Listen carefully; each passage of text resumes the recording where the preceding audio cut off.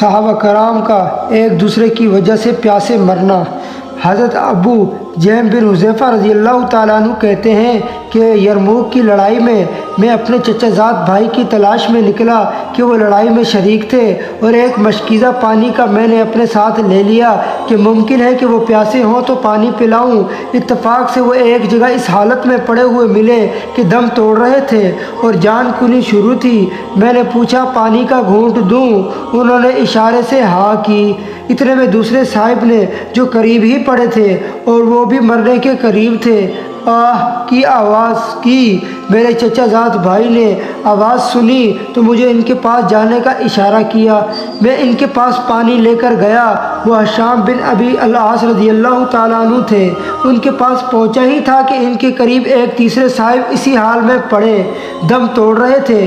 انہوں نے آہ کی آواز کی۔ ہشام رضی اللہ تعالیٰ عنہ نے مجھے ان کے پاس جانے کا اشارہ کر دیا۔ میں ان کے پاس پانی لے کر پہنچا تو ان کا دم نکل چکا تھا۔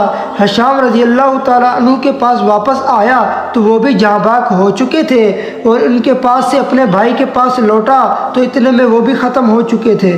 انا للہ و انا الیہ راجعون۔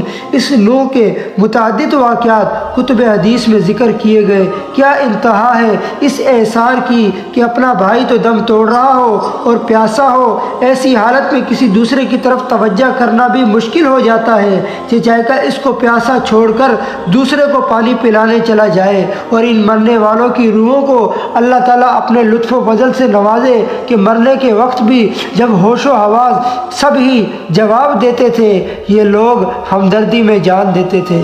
دوستوں، اگر ویڈیو اچھی لگی تو ویڈیو کو لائک کر دیں، چینل کو سبسکرائب کر دیں تاکہ ہر آنے والی اسلامک ویڈیو آپ تک پہنچ سکے۔